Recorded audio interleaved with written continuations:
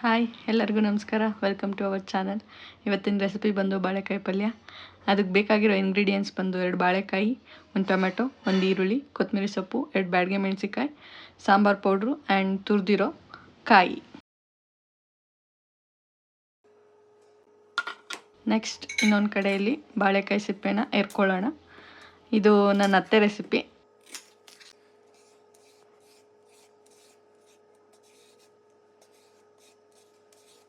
ಇಲ್ಲಿ ಇನ್ನೊಂದು ಕಡೆ ಒಂದು ಪಾತ್ರೆಯಲ್ಲಿ ನೀರು ಇಟ್ಕೊಳ್ಳೋಣ. ನೀರಿಟ್ಕೊಂಡು ಅದಕ್ಕೆ ರಾಕ್ ಸಾಲ್ಟು ಮತ್ತು ಅರ್ಶಿನದ ಪೌಡ್ರ್ ಹಾಕೋಣ. ಕಟ್ ಮಾಡಿದ ಬಾಳೆಕಾಯಿ ಎಲ್ಲ ಅದರಲ್ಲಿ ಹಾಕಿ ನೆನೆಸೋಣ. ಎಲ್ಲನೂ ಸಣ್ಣ ಸಣ್ಣದಾಗಿ ಕಟ್ ಮಾಡ್ಕೋಬೇಕು. ಕಟ್ ಮಾಡಿದ್ದ ಆ ನೀರೊಳಗಡೆ ಹಾಕೋಬೇಕು.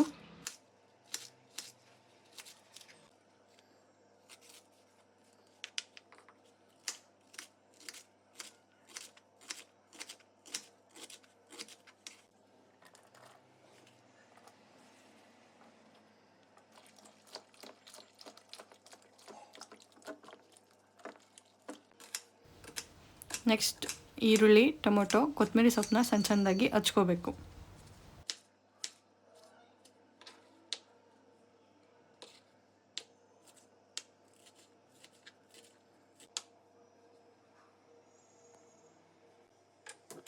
ಸ್ಟವ್ ಆನ್ ಮಾಡ್ಕೊಳ್ಳೋಣ.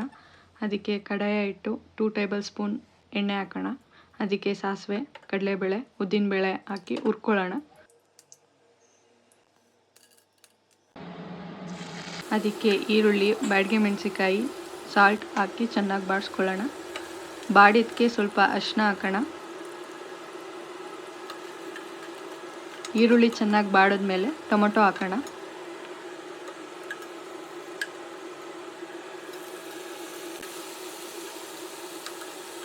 ಟೊಮೊಟೊ ಚೆನ್ನಾಗಿ ಬಾಡಿದ್ಮೇಲೆ ನೆನೆಸಿರೋಂಥ ಬಾಳೆಕಾಯನ್ನು ಅದಕ್ಕೆ ಹಾಕೋಣ.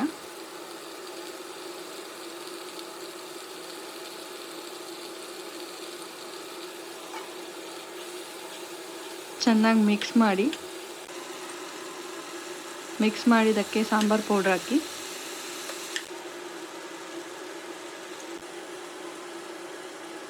ಒಂದು ಗ್ಲಾಸ್ ಆಫ್ ವಾಟರ್ನ ಹಾಕೋಣ. ಅದಕ್ಕೆ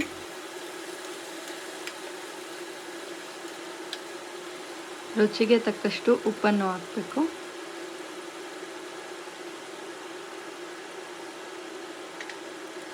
ಈಗ ಕ್ಲೋಸ್ ಮಾಡಿ 15 ಮಿನಿಟ್ಸ್ ಬೇಯಕ್ಕೆ ಬಿಡಬೇಕು.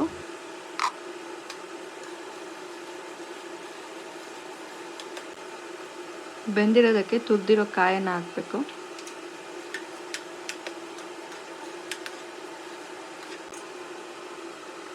ಲಾಸ್ಟಲ್ಲಿ ಕೊತ್ತಂಬರಿ ಸೊಪ್ಪು ಹಾಕಿದ್ರೆ ನಮ್ಮ ಬಾಳೆಕಾಯಿ ಪಲ್ಯ ರೆಡಿ ಆಯಿತು.